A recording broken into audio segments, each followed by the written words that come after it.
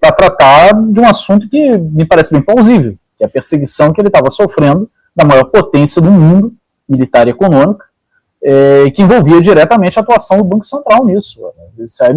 Para mim, isso é muito mais plausível do que acreditar que havia uma outra questão envolvida ali para salvar um banco, cometer um crime. Ora, sinceramente, isso para mim responde até, Thiago, umas dúvidas que nós passamos algumas lives aqui debatendo.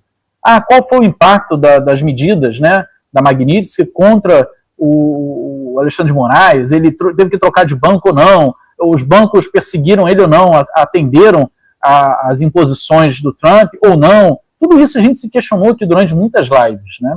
E ter acontecido reuniões, mesmo que tenham sido reuniões, no plural, entre o Alexandre de Moraes e a Autoridade Monetária Nacional para tratar dessa questão é muito plausível.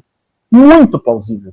Inclusive, numa dessas reuniões está dito, né, que estava lá o presidente da Caixa Econômica Federal, do Banco do Brasil e de um banco privado que eu não lembro se foi Itaú ou Bradesco.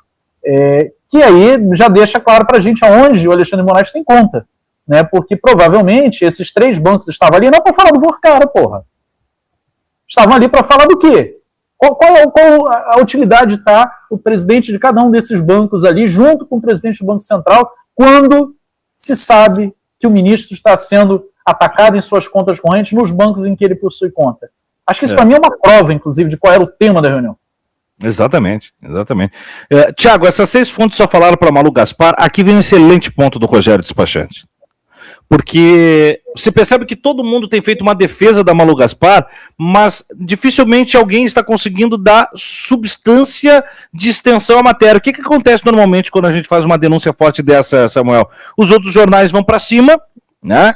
E consegue acesso até às mesmas fontes, ou outras fontes, e a coisa vai repercutindo.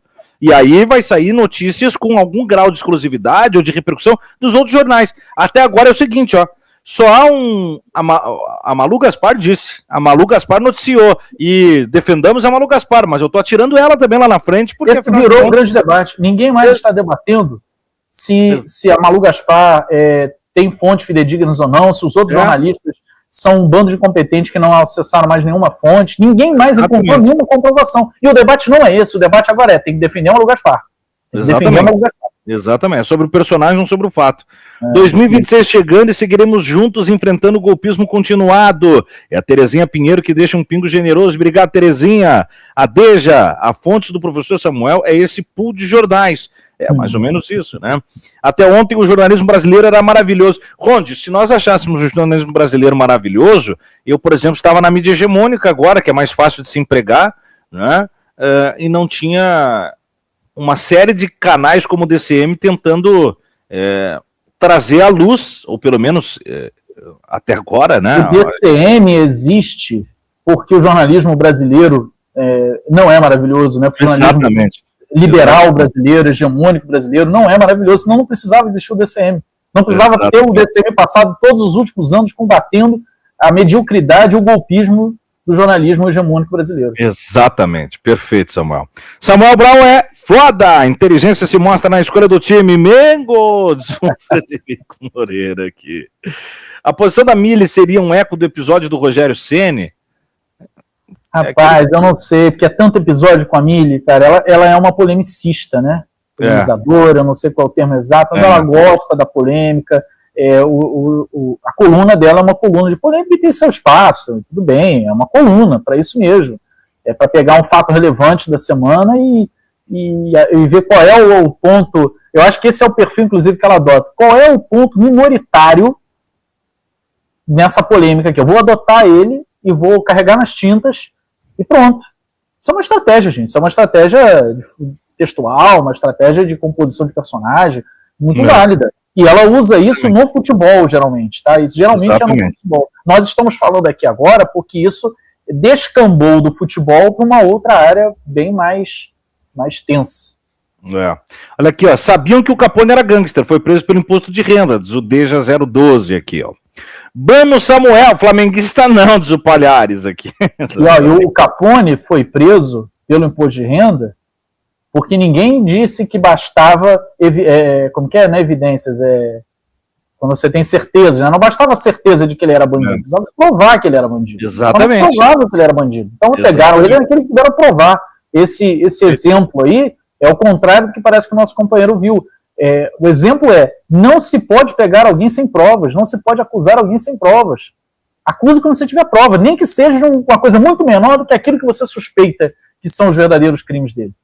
Exatamente. Se a Rede Globo for a favor, somos contra. Se for contra, somos a favor. É o Brizola, né? Sendo parafraseado pelo Rafael Matos. O golpe midiático começou e o primeiro passo é dividir a esquerda. Eu vou trazer já uma evidência disso. Aí é evidência, viu? Malu está fazendo a representação do lixo do jornalismo marrom. Ela se presta a isso como urubus também tem seu propósito na natureza.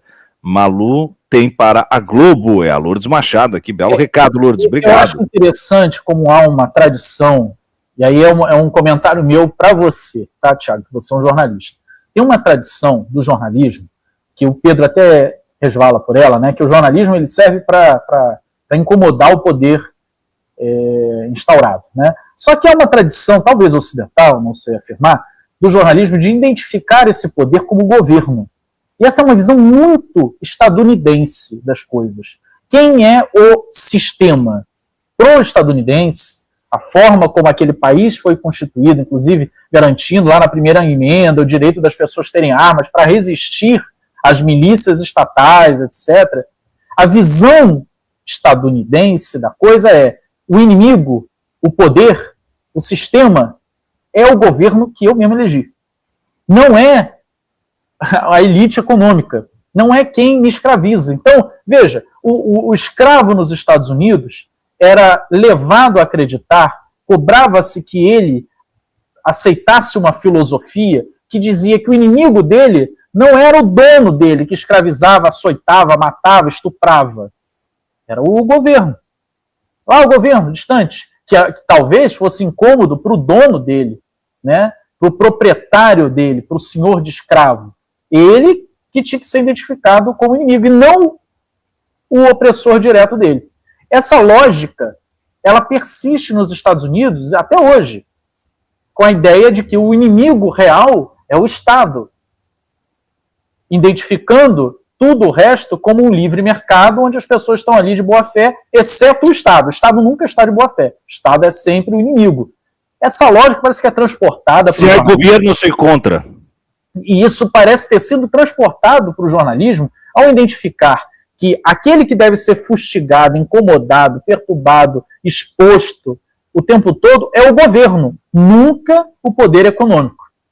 Você vê, se a Malu Gaspar fizesse denúncias dessa gravidade contra um CEO de qualquer grande empresa, de um banco, logo seria cobrada por todos os demais. Cadê a prova? É uma denúncia muito grave, não se pode fazer assim, tem que ter responsabilidade, papapá. Mas como a denúncia é contra um agente do Estado, e eu estou pegando aqui o exemplo da Malu Gaspar, mas vem à minha mente aqui centenas de outros casos em que é sempre o inimigo a ser descoberto, o mal a ser desvendado. Olha, veja, há uma maldade implícita em todos os agentes públicos. E o meu desafio como jornalista é desnudá-la.